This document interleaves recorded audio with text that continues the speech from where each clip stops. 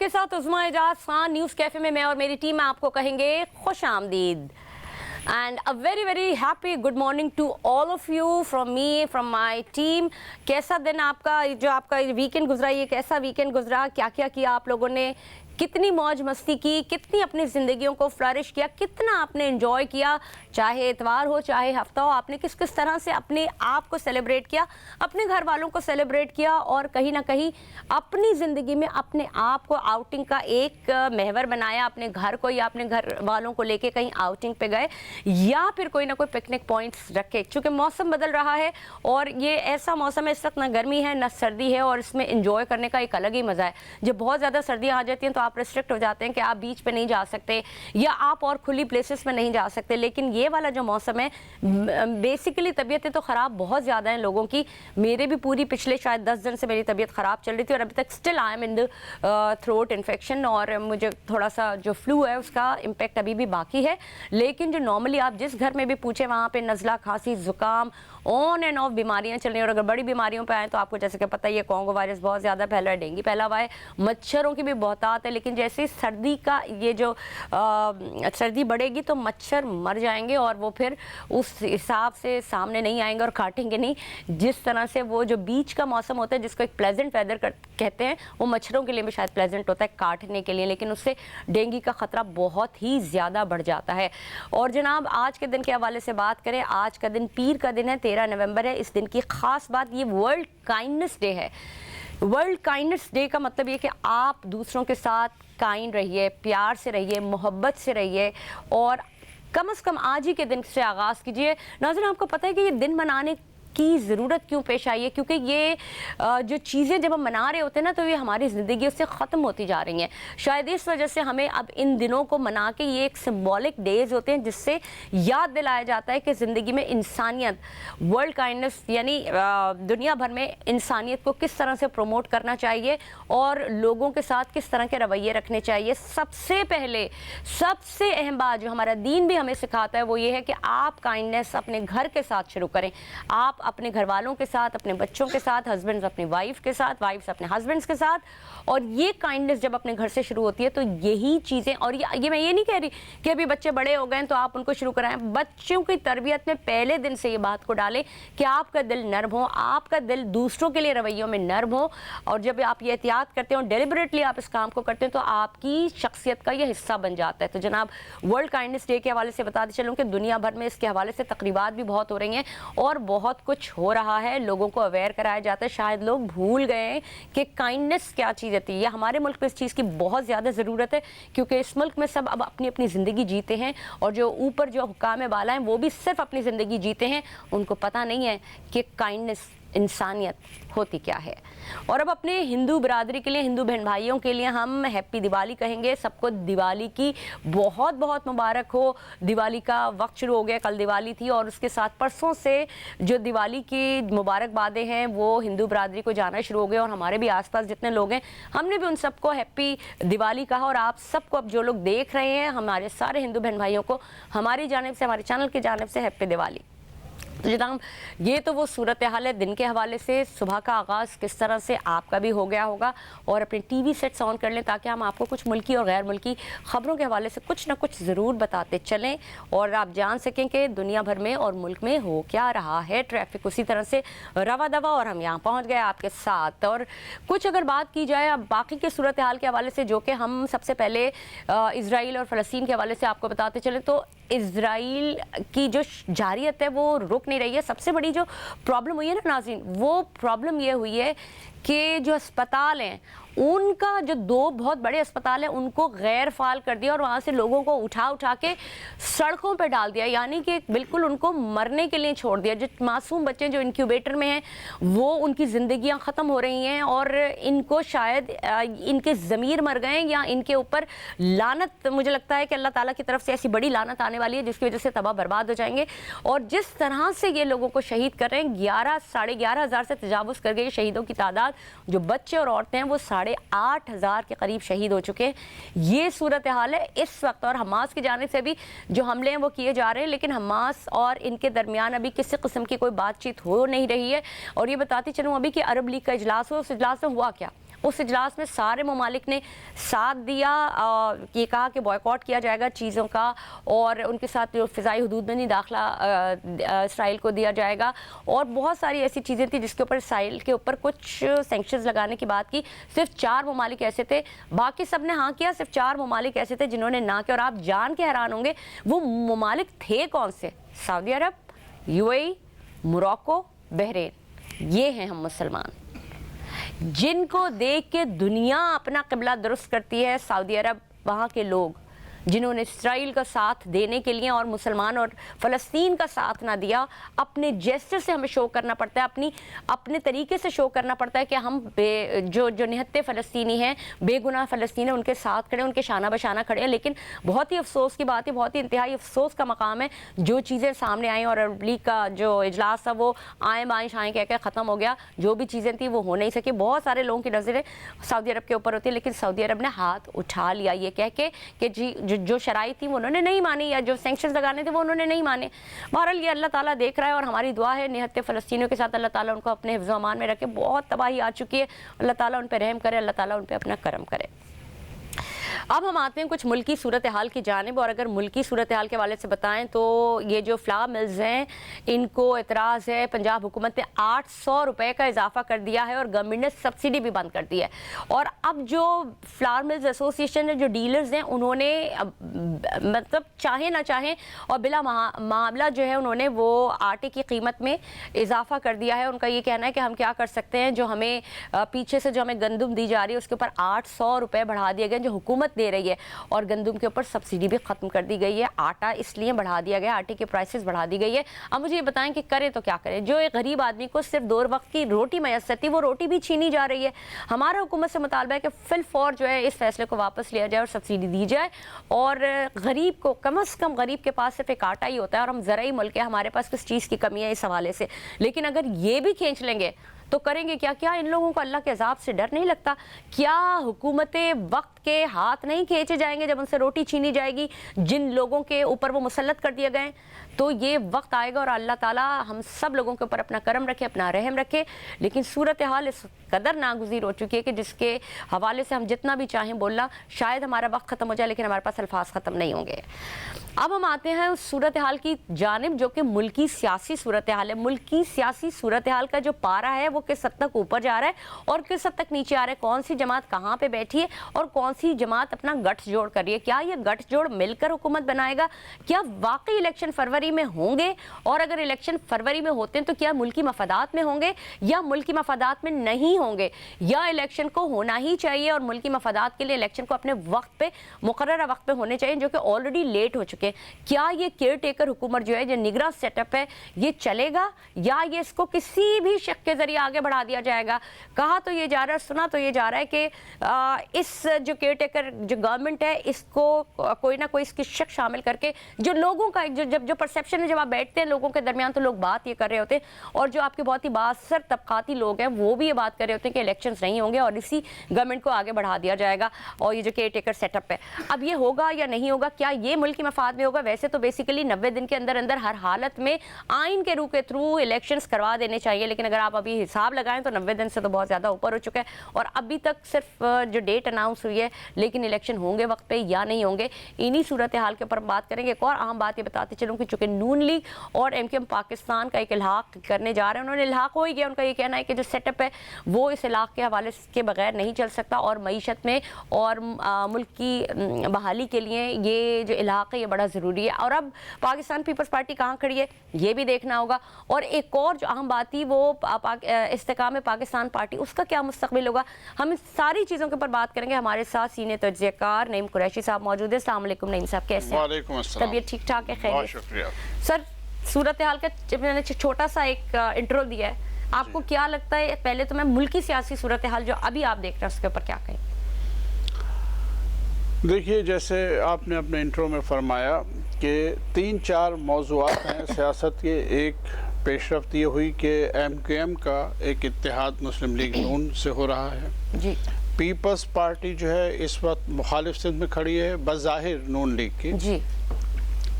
اور تیسری طرف یہ ہے کہ پی ٹی آئی کو لیول پلینگ فیلڈ مل نہیں رہی، یہ بھی ایک حقیقت ہے۔ चाहे वज़ीर आज़म साहब कहते रहें, वज़ीर इत्तलात साहब कहते रहें, लेकिन पीटीआई के तो 100 लोग भी आप जमा नहीं कर सकते 25 करोड़ में से। अच्छा, एक तरफ तो ये सूरत हाल है और दूसरी तरफ ये है कि ये सवाल आपने तो पूछ लिया है, लेकिन हमारे चीफ जस्टिस साहब फरमाते हैं कि आप ये ना पूछा करें कि इलेक्शन होंगे या ना होंगे। क्यों? वो फरमाते हैं मैं कह रहा हूँ कि इलेक्शन होंगे तो आप सब कहा करें कि इलेक्शन होंगे। अच्छा, तो बज़ाहिर उनके कहने के मुताबिक इलेक्शन होंगे, लेकिन ये हकीकत है कि इलेक्शन का जो मकसद है अगर उसका इनेकाद किया जाता है तो वो मकसद हासिल नहीं होगा, और वो मकसद ज़ाहिर है कि एक ऐसे शख्स को इलेक्शन में जीतने से रोकना है कि जो इस वक्त जेल में है। जी, वो तो उनको ऑलरेडी उन्होंने बिठा दिया, तो इसके ऊपर हम क्या बात करें?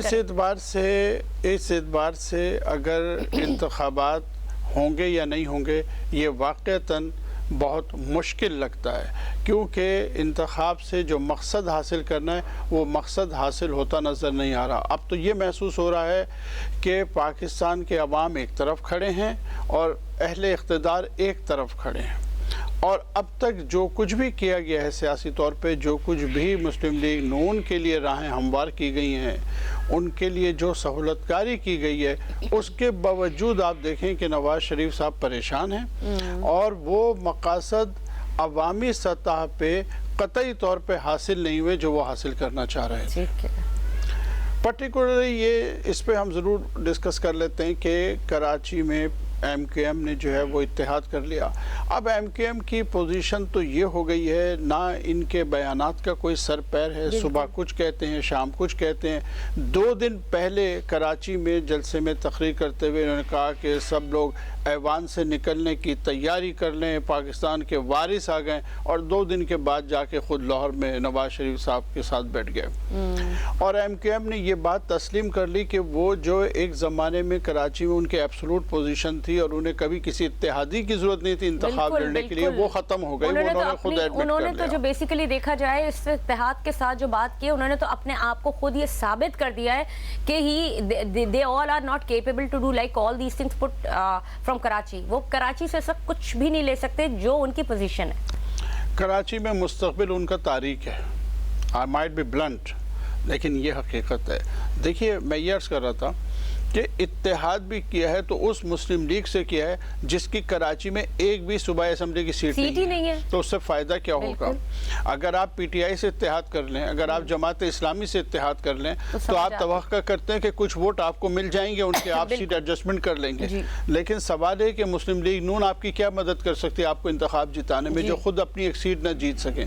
इसका मतलब ये हुआ कि ये इंतखाब कराची के लिए नहीं हुआ, कराची की सीट जीतने के लिए नहीं हुआ, ये असल में ये मरकज में हमेशा की तरह अपना हिस्सा लेने की एक कोशिश है। बिल्कुल। लेकिन आने वाले वक्त में MQM की इतनी पोजीशन भी नहीं होगी कि MQM के 2-4 वोटों की जरूरत हो, क्योंकि 2-4 वोट भी शायद उनके ना हो। इसलिए मैं कहता हूँ कि ये इत्तेहाद कराची के लिए नहीं है। अच्छा। दूसरी बात यह है कि देखिए, इस वक्त मुख्तदर हलकों को ये बात सोचने समझने की ज़रूरत है कि इमरान साहब को 3 माह से ज़्यादा हो गया है जेल में, लेकिन उनकी अवामी मकबूलियत में कोई कमी नहीं आई है। 2 फैक्टर हैं, एक तो उनकी मकबूलियत को कम करने की कोशिश की जा रही है, वो प्रोजेक्ट फेल हो गया।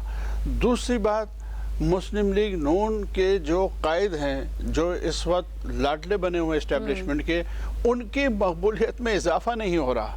मीनार पाकिस्तान के जलसे में जिस तरह 20-22 हज़ार आदमी जमा किए गए वो सबको मालूम है, और उसकी बुनियादी वजह यह है कि 1.5 साल की हुकूमत ने जो कुछ भी इस मुल्क की मईशत के साथ किया है, इस मुल्क के लोगों के साथ किया है, वो लोग भुलाने को तैयार नहीं हैं। अभी सिर्फ 3 दिन पहले इकोनॉमिक सर्वे ऑफ पाकिस्तान जारी किया है हुकूमत पाकिस्तान ने। आप उसमें देखिए इन्होंने मईशत के साथ क्या किया है 1.5 साल में। आप ही के चैनल पे एक मर्तबा मैंने बजट के हवाले से गुफ्तगू करते हुए तमाम तरह स्टैटिस्टिक्स बताए थे जो पीटीआई की गवर्नमेंट के थे, और अब अगर आप देखें तो बुरी तरह मईशत का जो है वो डाउनफॉल हुआ है और उसके संभलने के अभी तक आसार नहीं है। मईशत से मुतालिक जो भी खबर आती है इस वक्त इस निगरान हुकूमत में भी वो सिर्फ महंगाई की ही खबर आती है। यानी कभी बिजली की कीमत बढ़ती है तो कभी पेट्रोल की बढ़ती है, आटे के बारे में अभी आपने फरमाया कि किस तरह है।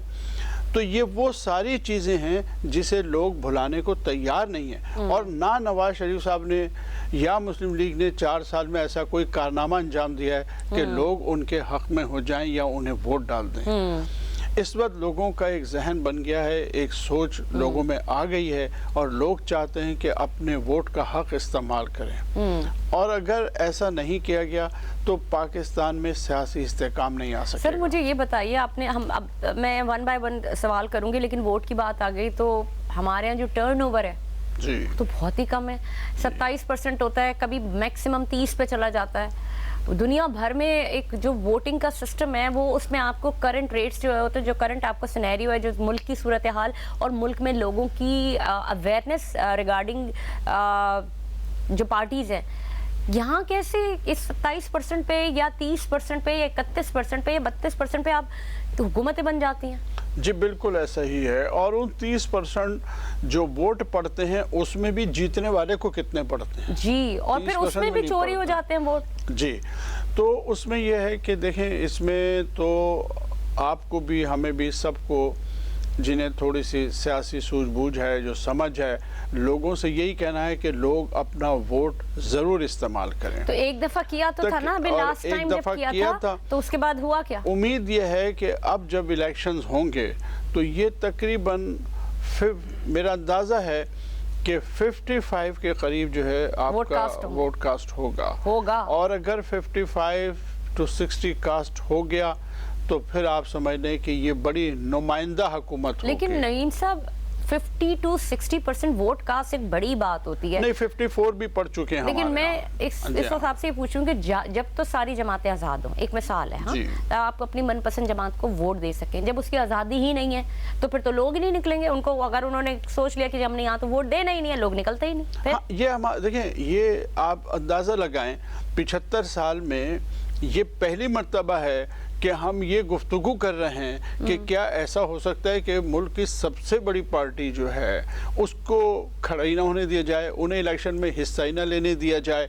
तो ये अगर सिचुएशन होगी तो ये बड़ी एक्सेप्शनल सिचुएशन होगी। तो इस सिचुएशन में आप क्या कहते हैं? इसका अल्टीमेट रिजल्ट ये होगा कि पाकिस्तान में सियासी इस्तेहकाम नहीं होगा और ये मुल्क के लिए बहुत नुकसानदा होगा, क्योंकि सियासी इस्तेहकाम के बगैर आप मईशत नहीं चला सकते। और जो इस वक्त पोलराइजेशन है वो और ज़्यादा हो जाएगा। और ये जो जिम्मेदार लोग हैं, जो सब पॉलिसियाँ बना रहे हैं इस वक्त, उन्हें ये बात सोचनी पड़ेगी, उन्हें ये बात सोचनी चाहिए। मैं फिर से वही मेरा सवाल आ जाता है कि जो हम बात कर रहे थे कि अगर एक बड़ी जमात डब्बे में बंद है, कैद है या कहीं भी है, व्हाटएवर इट इज, तो फिर लोग कैसे निकलेंगे? मतलब अगर एक बड़ा वोट बैंक वो है जी, जो लोगों का पसंदीदा है, तो टर्नओवर क्या होगा? हाँ बिल्कुल, नहीं, दो सूरतें हैं इसमें। अब अगर उस पार्टी ने कोई हिकमत अमली बना ली, अब लोग, बहुत सारे लोग इसमें मीम्स बनाते हैं कि जी आप मुस्लिम लीग नून के बन के चले जाएं, ठीक है, वोट किसी और को डाल दें। वो फिर क्या सिचुएशन होगी, तो ये गैस करना बड़ा मुश्किल है। और अगर तो ये है कि अल्टीमेटली पीटीआई ने ऑफिशियली बाइकआउट का ऐलान कर दिया। अगर ये जो इस वक्त जो कुछ भी हो रहा है उनके साथ, अगर ये कंटिन्यू रहा तो मुझे लगता ये है कि अल्टीमेटली वो बाइकआउट की तरफ चले जाएंगे और फिर इलेक्शन बिल्कुल बेमानी हो जाएगा। ये उसके बाद देखिए क्या लेकिन उसको नल एंड वॉइड तो नहीं कर सकते अगर हो भी हाँ, जाए, फिर वो कैसे, फिर लेकिन उसके देखें इसकी इंजीनियरिंग किया है, जरा मुझे ये बताइएगा। उस शक्ल में मैंने कहा ना, उसका अल्टीमेटली एक ही रिजल्ट निकलेगा और वो ये है कि पाकिस्तान अदम इस्तेहकाम का शिकार हो जाएगा। और अगर جو بھی یہ کرتا ہے وہ پاکستان کے ساتھ دشمنی کرے گا. ٹھیک ہے, اب ہم ون بائی ون چلتے ہیں. اب ہم کراچی کے حوالے سے اگر بات کریں تو ایم کیو ایم پاکستان یا ایم کیو ایم کے جتنے بھی دھڑے تھے, ملے نہ ملے, وہ تو ہمیں بالکل زمین پر دکھائی دیتے ہیں. اور اگر ہم جو ہماری پسندیدہ جماعت ہے اگر اس کے حوالے سے بات کریں جو لوگوں کی, وہ بھی بند ہے. تو یہ سندھ کا اقتدار جاتا کدھر ہے؟ جاتا ہوا دکھائی دیتا ہے پیپلز پارٹی کی جانب. جی بالکل. سو آپ کو ان کی سیاست کیا دکھ رہی ہے اوور آل کی بات کریں میں وفاق کے ساتھ؟ دیکھیں, پیپلز پارٹی کو بھی یہ بات معلوم ہے, ان کو بھی معلوم ہے, ان کا بھی ذہن بنا ہوا ہے, اور ان کی خواہش بھی یہی ہے کہ انہیں سندھ کی گورنمنٹ مل جائے. ٹھیک ہے. وہ جانتے ہیں کہ انہیں مرکز میں جو ہے اس وقت مرکزی حکومت انہیں ملنے والی نہیں ہے. ٹھیک ہے. وہ بھی یہی چاہتے ہیں کہ حصہ بقدر جثہ کہ ایسے معاملات ہو جائیں کہ انہیں مرکز میں تمام تر مخالفت کے باوجود نون لیگ کے ساتھ یہ دوبارہ اتحاد میں چلے جائیں گے اقتدار کے لیے. حالانکہ 1.5 سال ان کے ساتھ حکومت میں رہے, لیکن آج پیپلز پارٹی کہہ رہی ہے کہ مسلم لیگ نون ناکام ہو گئی. آپ ذرا غور کریں کہ یہ لوگوں کو کتنا بے وقوف سمجھتے ہیں. 1.5 سال ان کے ساتھ حکومت میں رہے, اور آج زرداری صاحب نے فرمایا تھا ابھی چند دن پہلے کہ میں تو بڑے اس سے لایا تھا شہباز شریف صاحب کو, لیکن وہ جو ہے پرفارم نہیں کر سکے. اور کل ابھی جو ہے وہ بلاول بھٹو صاحب نے بھی یہی کہا کہ مسلم لیگ نون جو ہے وہ کام نہیں کر سیاست اور جنگ میں تو زبان درازی اور زبان بازی تو چلتی رہتی ہے نا, لیکن ان کا تو ہمیشہ سے وتیرہ رہا ہے نا. دیکھیں پیپلز پارٹی کی جو سیاست ہے, آپ ایک طرف ان کی سیاست دیکھیں, آپ ایک نون لیگ کی سیاست دیکھیں. ہم بات تو کرتے ہیں کہ نمبر گیم ہے یہ کبھی ایک کی باری, کبھی ایک کی باری, لیکن سیاسی لحاظ سے کون وزندار دکھتا ہے اس وقت؟ تو ظاہر ہے کہ چونکہ اسٹیبلشمنٹ کے منظر نظر ہیں نواز شریف صاحب, تو ان کا پلہ بھاری ہے. جی اس ملک میں تو یہی ہوتا ہے, جو اسٹیبلشمنٹ کے ساتھ ہو جائے اس کا پلہ بھاری ہو جاتا ہے. نواز شریف صاحب آن اینڈ آف مطلب کچھ بھی ہو, یہ پھر الحاق تو پھر دوبارہ جا کے کریں گے. بالکل کر لیں گے, اپنے مفاد کے لیے بالکل کر لیں گے. یہ عوام کو اتنا ہی بے وقوف سمجھتے ہیں, یہ کل پھر چلے جائیں گے. 1.5 سال ان کے ساتھ رہے, ابھی کہہ رہے ہیں کل پھر چلے. اور یہ جو دیکھیں پیپلز پارٹی بار بار کہہ رہی ہے کہ جی پی ٹی آئی کو جو ہے وہ موقع دیا جائے, اس کا مقصد بھی یہی ہے کہ پی ٹی آئی کو موقع دیا جائے, پنجاب سے وہ کچھ سیٹیں لے لیں اور ایبسولوٹ میجورٹی نہ ملے مسلم لیگ نون کو, تاکہ مرکز میں انہیں پیپلز پارٹی کی پھر ضرورت پڑے. تو اس کی کیا انجینئرنگ ہے, یہ مجھے پتا ہے. انجینئرنگ یہی ہے نا, اپنی اس خواہش کا بار بار اظہار کر رہے ہیں. حالانکہ انہی کی مخالفت میں انہی کی حکومت گرائی, لیکن آج یہ کہہ رہے ہیں کہ جی پی ٹی آئی کو بھی لیول پلینگ فیلڈ دی جائے. اس کا مقصد کیا ہے؟ کراچی میں تو دے نہیں رہے, کراچی میں تو ہو نہیں رہا, لیکن پنجاب میں کہتے ہیں کہ جی لیول پلینگ فیلڈ دی جائے, اس لیے کہ پی ٹی آئی کو سیٹیں وہاں سے نکال سکے اور مسلم لیگ کی اتنی میجورٹی نہ بن جائے کہ ان کی ضرورت نہ رہے. ایم کیو ایم کی پوری سیاست ہمیشہ یہی رہی کہ ایسی صورت رہے کہ قومی اسمبلی میں 8-10 سیٹوں کی ضرورت ہو اور ان کی اہمیت جو ہے وہ باقی رہ جائے. اب پیپلز پارٹی بھی اسی پوزیشن میں آ گئی ہے مرکز میں کہ ان کی خواہش ہے کہ کسی طرح ہمیں جو ہے حصہ مل جائے. آج یہ بات یاد رکھیے گا, پاکستان کے عوام کو یہ بات یاد رکھنی چاہیے کہ آج یہ برا کہہ رہے ہیں مسلم لیگ کو, لیکن کل اقتدار میں پھر اسی طرح شامل ہوں گے جیسے آج شامل ہوں. جہاں تک بات اس سارے سینیریو کی ہے کہ میاں نواز شریف کو یہاں لے کے آیا گیا 4 سال بعد جلا وطنی کی زندگی گزارنے کے بعد, ایک بات جو ہے نا وہ سامنے لوگ بول نہیں رہے لیکن اندر خانے چل رہی ہے, وہ یہ ہے کہ جو ان کی خاندانی سیاست ہے میاں صاحب کی, اب اندر خانے ایک بات بڑی گہما گہمی کے ساتھ چل رہی ہے جو کہ منظر عام پہ نہیں لے کے آنے جا رہی, وہ یہ کہ میاں شہباز شریف یا میاں نواز شریف, کہہ تو رہیں گے میاں نواز, لیکن اندر ایک جو ہے نا ان کے ہاں ایک تناؤ پیدا ہوا ہے. دیکھیں یہ کہا ضرور جاتا ہے, لیکن میری ہمیشہ سے ایک رائے ہے کہ دیکھیں ابھی ہم نے یہ بات کہی کہ پیپلز پارٹی والے کل پھر ان کے ساتھ مل جائیں گے, تو یہ تو خاندان نہیں ہے, 2 متحارب سیاسی جماعتیں ہیں. اپنے مفاد کے لیے جب یہ مل جاتے ہیں تو شہباز شریف صاحب کو بھی اپنی حیثیت اور اپنی پوزیشن کا پتہ ہے, ان کا بھی کمپرمائز ہو جائے گا. وہ پنجاب میں کچھ لے لیں گے اپنے لیے یا اپنے بیٹے کے لیے, لیکن عرصہ دراز ہو گیا ہم یہ اسپیکولیشن سن رہے ہیں کہ وہ شین نکلے گی اور میم نکلے گی, نون نکلے, لیکن کبھی کچھ بھی نہیں ہوا. وہ وزیر اعظم بن بھی گئے, हट भी गए, आज वो खुद भी कह रहे हैं हाँ जी नवाज शरीफ साहब उम्मीदवार हैं वजीर आजम के। वो तो खैर पपेट थे जो वो कर रहे थे, उनको यही हैसियत उनको सूट करती है ना, क्योंकि ये हकीकत है कि वोट शहबाज शरीफ का नहीं है, वोट पड़ता है नवाज शरीफ के नाम पे। एक और बात मुझे कुछ होगा नहीं, होगा कुछ नहीं, वो सब कुछ सेटल हो जाएगा, वो सेटल है और वो तय है, क्योंकि उनके पास पाकिस्तान का सबसे बड़ा सूबा भी है। हमजा शहबाज की जो भी अभी मौरूसी सियासत है जो कि चलती चली आ रही है, इस वक्त अगर आप जो चीजें देख रहे हैं, मैं चूंकि नून लीग की बात हो रही है, तो मरियम नवाज को आप कहाँ देख रहे हैं? डू यू थिंक कि she is capable to do any thing like regarding unless and until कि वो सिर्फ अपनी जो जबान बात होती है, जो जबानी बात होती है वो करती रहें, या वो केपेबल भी हैं कुछ करने की, कुछ जो उनकी अपनी तहरीक है या अपनी जमात के लिए कुछ करने के लिए, या मुल्क में कोई हिस्सा डालने के लिए, या कोई ओहदा लेने के काबिल? क्या बातें हैं और क्या सूरत हाल है? मुल्की सियासी सूरत हाल के हवाले से बात हो रही है और बहुत गहरी बात हो रही है। गठजोड़ सियासी जमातों का क्या होने जा रहा है और क्या वो फाल भी हो सकता है और क्या वो मुस्तकबिल और मुल्क के लिए मुतहर्रिक भी हो सकता है और फाल भी हो सकता है? इस पर बात करेंगे। और मुल्की सियासी सूरत हाल इस वक्त किस डगर पे जा रही है? हमारे साथ मौजूद हैं अब्दुल्ला हमीद गुल, सरबराह जवानान पाकिस्तान। अस्सलाम वालेकुम अब्दुल्ला साहब। वालेकुम अस्सलाम जी, सुबह बखैर। बिल्कुल जी, आपको भी। आप कैसे हैं? ठीक ठाक हैं? खैरियत से? अल्हम्दुलिल्लाह बिल्कुल ठीक ठाक। सबसे पहले सवालात की अगर मैं जाने पाऊँ तो मैं आपसे एक तज्जिया चाहूँगी ओवरऑल इस वक्त की सियासी सूरत हाल, और जो पार्टीज जहाँ जहाँ खड़ी हैं, जो भी पार्टीज हैं, उनकी पोजीशन आपको क्या दिख रही है कि वो किस हद तक इस इलेक्शन में अपना किरदार अदा कर सकेंगी, कुछ कामयाबी हासिल कर भी सकेंगी, या बगैर गठजोड़ के कुछ भी नहीं होगा? बहुत शुक्रिया आपका। मेरा ख्याल है कि जो मौजूदा सियासी सूरत हाल है वो उसके ऊपर हालात बड़े गोमगो हैं।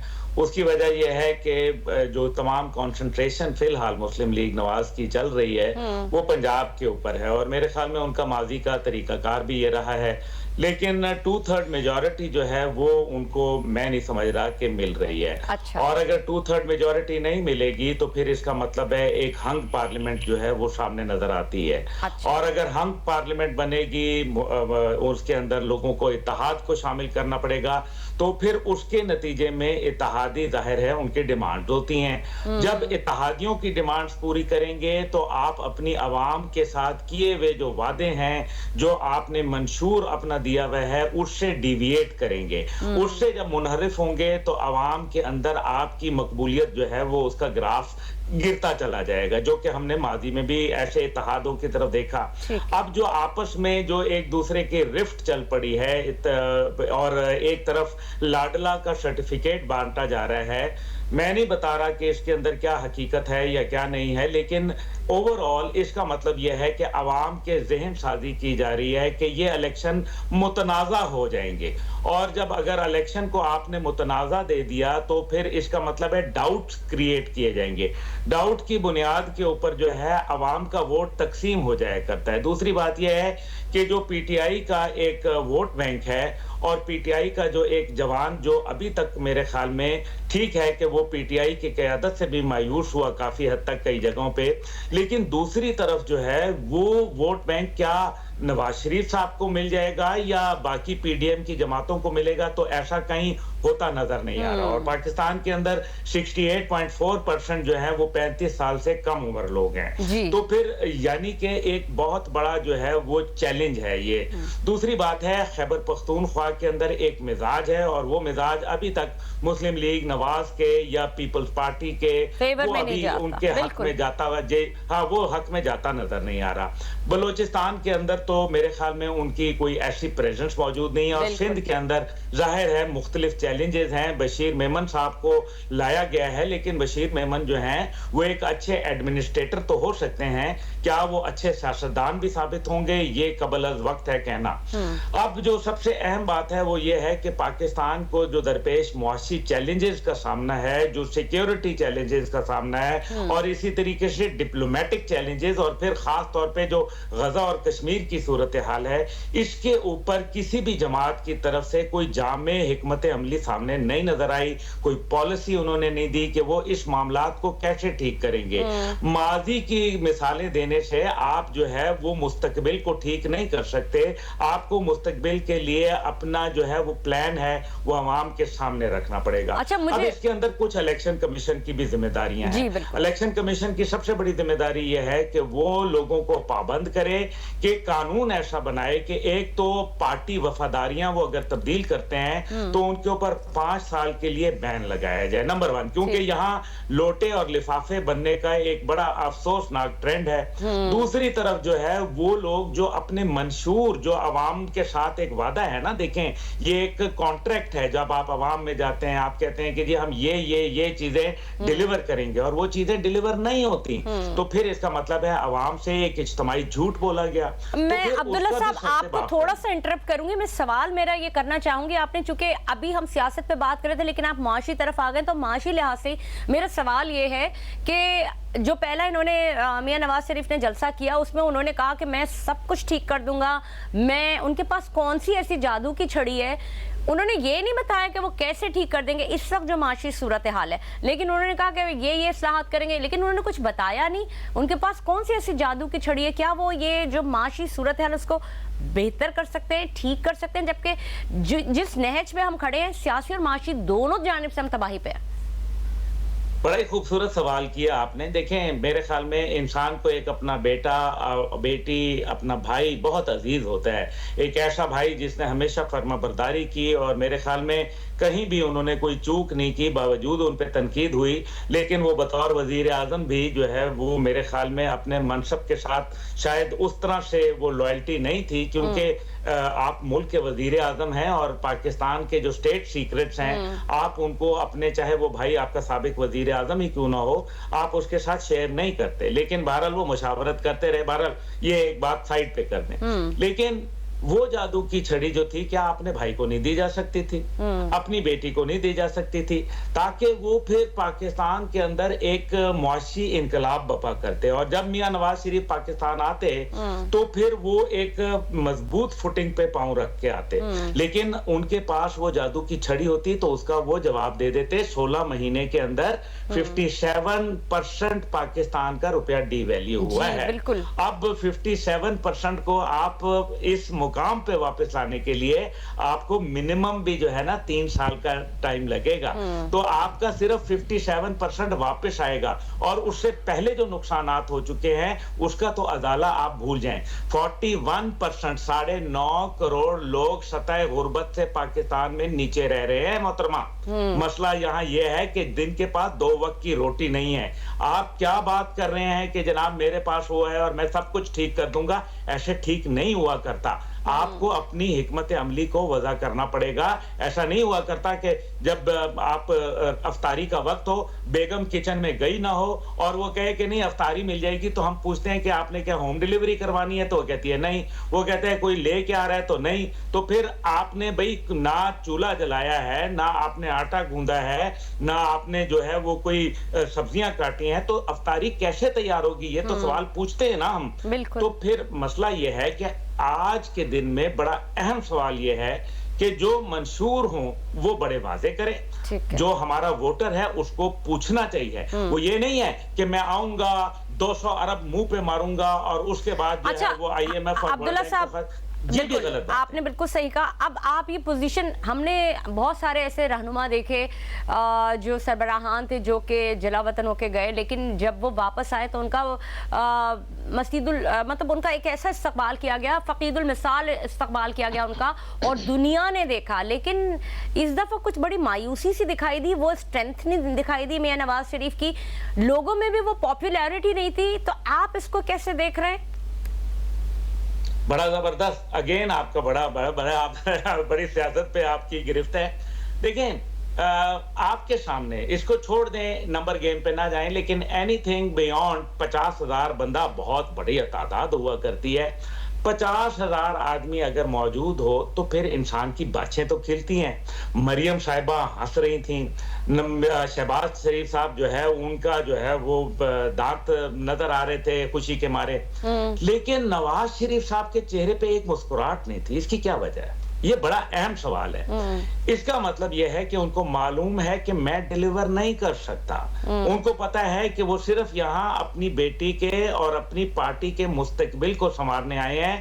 وہ پاکستان میں انٹرسٹ نہیں رکھتے. 3 سال 3 دفعہ وہ وزیر اعظم اور 4تھی دفعہ بھائی وزیر اعظم رہ گیا. 13 پارٹیوں نے مل کے جو ملک کا بیڑا غرق کیا وہ آپ کے سامنے ہے, بتانے کی ضرورت نہیں ہے. آپ کا جو معاملہ ہے وہ صرف یہاں اپنا, جس کو کہتے ہیں نا کہ ایک جو معاملات خراب ہو گئے تھے اس کو استوار کرنے آئے ہیں, وہ رابطے بحال کرنے آئے ہیں, اپنے اوپر سے کیسز اتروانے آئے ہیں. جب وہ ہو جائے گا آپ دیکھ لینا میاں صاحب جو ہے وہ واپس چلے جائیں گے. ہی از ناٹ انٹرسٹڈ. ان کو پتا ہے کہ جو موجودہ سسٹم کے اندر رہتے ہوئے وہ اس کو بہتری کی طرف نہیں لے جا سکتے. عبداللہ صاحب بالکل آپ نے درست کہا, لیکن یہ بتائیے کہ وہ اپنے آپ کو دھونے آئے, بیسیکلی اپنی مطلب وائٹ کرنے آئے, اپنے آپ کو وائٹ بنی جس کو کہا جاتا ہے.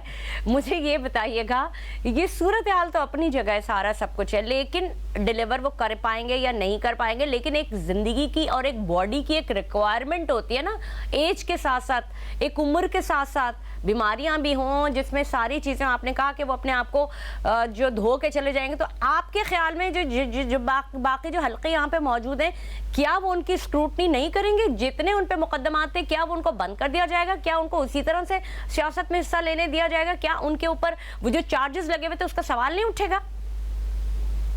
دیکھیں بالکل باڈی میکنزم جو ہے, آپ کا میٹابولزم جو ہے وہ کمزور ہو جاتا ہے, سلو ہو جایا کرتا ہے. اور دوسری بات یہ ہے کہ افسوس تو اسی بات کا رونا ہے کہ یہاں 140ویں نمبر پہ دنیا میں پاکستان کی عدلیہ سٹینڈ کرتی ہے. کیا بولیں, ہم اپنا دکھڑا روئیں تو کس کے سامنے روئیں؟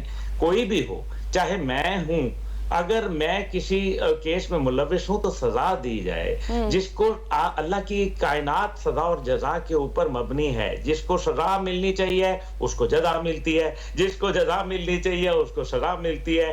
عجیب یہ کھیل تماشا ہے. لیکن جو ایک جلسے کے حوالے سے ایک بات اور میں گزارش کر دوں. دیکھیں جلسہ کو کامیاب آپ اس لیے نہیں کر سکتے کیونکہ وہ جلسہ لاہور شہر میں ہوا جہاں 35 سال ان کی حکمرانی اور ان کا اثر و رسوخ تھا.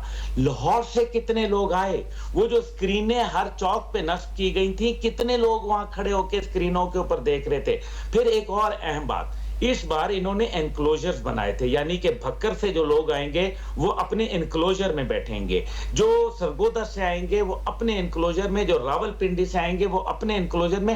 پورے پاکستان سے لا کے لوگ یہ 60-65 ہزار بندوں کا جلسہ کرنا, میں نہیں سمجھتا کہ 80 کروڑ لگانے کے بعد یہ جلسہ کسی صورت بھی وارے کا جلسہ تھا. اس سے تو بہتر تھا کہ 5-5 ہزار روپے پہ دہاڑی پہ آپ لوگ لے آتے اور ان کو دیتے تو وہ خوش بھی ہوتے. میرے خیال میں تو جو بات کر رہے ہیں نا عبداللہ صاحب, مجھے تو ایسا لگتا ہے کہ یہ جو صورتحال آپ بیان کریں اور ہم نے بھی دیکھی, 80 کروڑ لگانے کے بعد شاید ان کا 80 ارب کمانے کا پلان ہوگا, تبھی شاید انہوں نے لگایا. لیکن ہمیں جو نظر آیا, جو عوام دیکھ رہی ہے, اس میں ان کی مقبولیت کا گراف بہت زیادہ نیچے دکھائی دیتا ہے. بہت بہت شکریہ آپ کا عبداللہ. حمید گل صاحب آپ ہمارے ساتھ موجود تھے, آپ کا بہترین تجزیہ ہمارے ناظرین نے سنا. جی نعیم صاحب, اب ہم سنا عبداللہ گل صاحب جو بات کر رہے تھے اور بہت ہی انہوں نے فراست کے ساتھ اور بڑی وضاحت کے ساتھ انہوں نے اس پوزیشن کو واضح کیا. ہم جو پارٹی پوزیشن تو ابھی خیر دور کی بات ہے, لیکن ہم یہ بات کریں کہ جو استحکام پاکستان پارٹی ہے اس کو آپ کہاں دیکھ رہے ہیں, اس کا لیول کہاں ہے؟ پاکستان استحکام پارٹی پہ بات کرنے سے پہلے ایک لفظ آپ نے بڑا اچھا استعمال کیا, دھونے کے لیے. تو مجھے ایسا لگتا ہے کہ نواز شریف صاحب کو پاکستان کی عوام جب دھوئے گی تو انہیں پتہ چلے گا. دھوئے گی یا یہاں پہ مجھے بتائیں کیسے دھلے گا؟ عوام تو دھوئے گی انہیں. تو جہاں تک استحکام پاکستان پارٹی کا تعلق ہے, میں سمجھتا ہوں کہ جہانگیر ترین صاحب اور علیم خان صاحب اپنے آپ کو جو ہے وہ ضائع کر رہے ہیں. اچھا, ترین صاحب ایک ٹیلنٹڈ آدمی ہیں. علیم خان صاحب کی اب کیا بات, میں مجھے ذرا مجھے تھوڑا I'm sorry to say, تھوڑا مطلب جو پارٹیاں بدلتے ہیں مجھے ان سے تھوڑا سا معذرت کے ساتھ, آپ جس جگہ کھڑے ہوتے ہیں, آپ جن کے وفادار ہوتے ہیں یا جن کے لیے آپ کو کھڑا کیا جاتا ہے, آپ ان کے ساتھ, تو پھر جو وفادار نہیں ہوگا وہ کسی کے ساتھ وفادار. میں نے تو یہی تو عرض کیا کہ اپنے آپ کو ضائع کر رہے ہیں. اور اب آپ نے علیم خان کا ذکر چھڑا, تو علیم خان تو اس لیے بھی ظاہر کر رہے ہیں اپنے آپ کو کہ وہ عمران صاحب کے متعلق جو بھی گفتگو کرتے ہیں اسے کوئی بھی پسند نہیں کرتا. وہ اتنی ذاتیات پہ آ گئے ہیں. ایک تو ان کی کبھی بھی کوئی سیاسی حیثیت نہیں تھی. سیاسی حیثیت اتنی ہی تھی کہ وہ عمران صاحب کے ساتھی تھے. وہ ختم ہو گئی تو ان کی اپنی کوئی کانسٹیٹیونسی بھی نہیں ہے, ان کی کوئی پولیٹیکل حیثیت بھی نہیں ہے. اب اس کو بہتر بنانے کے بجائے وہ اس کو مزید خراب کر رہے ہیں. ہر وقت وہ عمران خان کی ذاتیات پہ گفتگو کرتے ہیں. ایک بہت معمولی درجے کا آدمی بھی ذاتیات پہ گفتگو پسند نہیں کرتا. جہاں تک جہانگیر صاحب کو میں نے کہا کہ وہ اس لیے ضائع کر رہے ہیں کہ وہ ایک ٹیلنٹڈ آدمی ہیں اور پارٹی میں جو ان کے اختلافات تھے وہ اپنی جگہ کسی حد تک ان کی کرپشن کی وجہ سے نہیں تھے. تو اس لیے میں کہہ رہا ہوں کہ وہ بہت بہتر پرفارم کر سکتے تھے, لیکن جس طرح سے پارٹی کو وہ چلانے کی کوشش کر رہے ہیں, جس طرح کے لوگ ان کے ساتھ شامل ہو گئے, جس طرح وہ دوسری پارٹی کے لوگوں کو شامل کرنے کی کوشش کر رہے ہیں, میری یہ رائے ہے کہ وہ اپنے آپ کو ضائع کر رہے ہیں اور ان کا کوئی مقام نہیں ہے. دیکھیے ابتدا میں جہانگیر ترین صاحب کے تعلقات کے حوالے سے نواز شریف صاحب کے ساتھ معاملات سیٹ ہوتے نظر آتے تھے, سیٹ ایڈجسٹمنٹ کی بات ہوتی تھی, لیکن آج وہ کہاں کھڑے ہیں؟ آج مسلم لیگ نون ان کے ساتھ کسی قسم کا کمپرمائز کرنے کو تیار نہیں ہے. ایک وقت تھا کہ وہ 30 سیٹوں کا مطالبہ کر رہے تھے, آج انہیں 5 سیٹیں ملنی بھی مشکل نظر آتی ہے. آپ سوال کو تھوڑا سا میرے سوال کو میں ہی تھوڑا سا آگے بڑھاؤں گی. مجھے تھوڑا سا اس بات کو بتائیے گا کہ استحکام پاکستان بیسیکلی جو لوگ وہاں گئے اور یہ actually going to be like with P T I? نہیں, مجھے نہیں لگتا. مجھے نہیں لگتا. دیکھیں جہانگیر ترین صاحب کا تو ایک بہت دوستی رہی ہے, مطلب وہ آپ سیاست میں سیاسی اختلافات چاہے کتنے صحیح, لیکن جو دوستی کا ایلیمنٹ ہوتا ہے وہ بھی چلا گیا. بس ابھی کم از کم اس وقت ہمیں حالات ایسے لگتے ہیں. آگے چل کے کوئی ٹرن آف ایونٹس میں کوئی چیز ہو جائے تو کچھ بھی ہو سکتا ہے, لیکن کم از کم اس وقت نہیں ہے. اور یہ سب جہانگیر ترین اور ان پر ہی ڈیپینڈ کرتا ہے علیم خان صاحب پہ کہ کس حد تک یہ چیزوں کو بہتری کی طرف لے جاتے ہیں. لیکن جو گفتگو ہے, جو موضوع ہے, جو بدقسمتی آپ دیکھیے اس ملک میں کہ استحکام پاکستان پارٹی کے لوگوں کو اتنی بھی سمجھ نہیں کہ اسپوک پرسن بنائے تو فردوس عاشق ایوان کو, فیاض الحسن چوہان کو, جو پی ٹی آئی میں ہوتے ہوئے جن کی زبان سے لوگ پریشان تھے, ان کو آج اسپوک پرسن بنایا آپ نے. اس جو ایک نئی پارٹی آپ نے تشکیل دی ہے, پارٹی نہیں ہے, یہ لوگ کون ہیں؟ تو اس لیے میں کہہ رہا ہوں کہ انہوں نے اپنے آپ کو ضائع کر دیا. یہ they are going not to get anything out of it. کچھ بھی ان کو نہیں ملنے والا. اور ساؤتھ پنجاب میں بہت سارے لوگوں کا یہ پرسیپشن تھا اور جب یہ بن رہی تھی پارٹی, اور بڑا خیال تھا, اور ابھی بھی اندر خانے لوگ یہ بات کرتے ہیں کہ الٹیمیٹلی وہی جو ہے وہ یہ واپس, کیونکہ یہ جو ہارس ٹریڈنگ ہے نا, یہاں سے یہ بیچنا, یہ لینا, اگر استحکام پاکستان پارٹی آپ کو لگتا ہے کہ سٹینڈ کرے گی الیکشن میں کہیں؟ میں نے تو کہا کہ 2-4 سیٹیں مل جائیں گی جو الیکٹیبلز ہو سکتے ہیں وہی. حالانکہ اس پاکستان کی سیاست میں یہ ایک بڑی تبدیلی آئی ہے کہ ساؤتھ پنجاب میں اسپیشلی جو الیکٹیبلز تھے, اگر وہ 50 آدمی الیکٹ ہو جاتے تھے تو آج وہ 20 رہ گئے. 30 الیکٹیبلز گئے. وہاں پہ پی ٹی آئی کو ووٹ پڑے گا اور پی ٹی آئی کا جس کو بھی کھڑا کر دے گی وہ آدمی جیت جائے گا. یہ بھی پاکستان کی سیاست میں ایک بڑی تبدیلی آئی ہے. پہلی بار ایسا ہو رہا ہے کہ الیکٹیبلز کی سیٹس خطرے میں ہیں. اگر جہانگیر ترین صاحب کی پارٹی یا جہانگیر ترین صاحب یہ سمجھ رہے تھے کہ یہ آج سے 5 سال پہلے والا پاکستان ہے جہاں وہی الیکٹیبلز آئیں گے جنہیں وہ چاہیں گے, تو وہ پوزیشن نہیں ہے, اس کا ان کو اندازہ ہے. اچھا, اب مجھے یہ بتائیے کہ اس سینیریو جو ہم دیکھ رہے ہیں, فروری قریب ہے, اتنا دور تو ہے نہیں, اگر تو جو لوگوں کی ایک جماعت ہے جس میں لوگوں کا ایک ٹرسٹ ہے, اگر اس کو ریلیف مل جاتا ہے, ان کو اجازت دے دی جاتی ہے کہ وہ آ جائیں میدان میں, پھر کیا پوزیشن ہے؟ پھر تو آپ کے سامنے ہیں, جتنے سرویز آ رہے ہیں وہ آپ کے سامنے ہیں. روز روشن کی طرح آیا ہے کہ انہیں میجورٹی مل جائے گی. آپ 2/3 کا لفظ استعمال نہ کیجئے, لیکن سادہ اکثریت تو مل جائے گی. کم از کم اس وقت تو پی ٹی آئی کی یہ پوزیشن ہے. خیبر پختونخوا کے حالات آپ کے سامنے ہیں, پنجاب کے حالات بھی سامنے.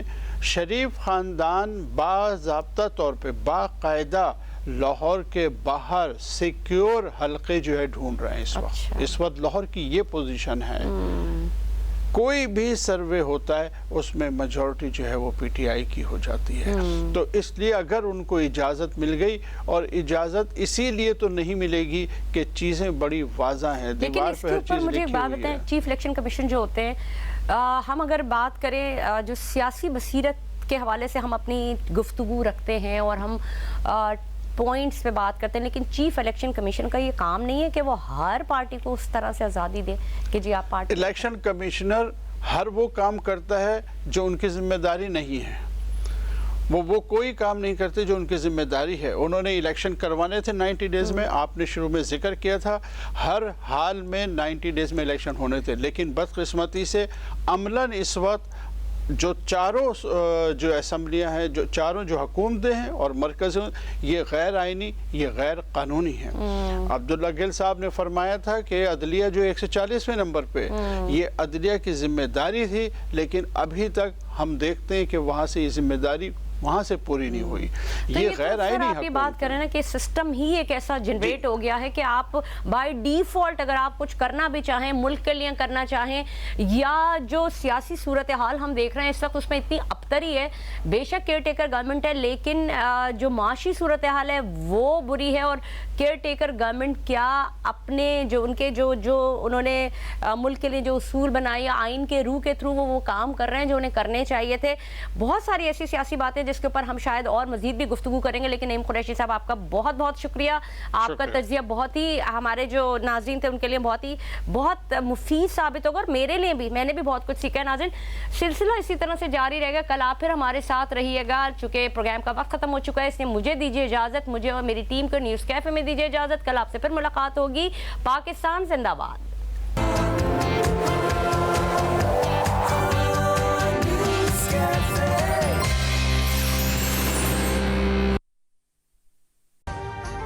अभी सब्सक्राइब करें ताकि कोई खबर रह न जाए।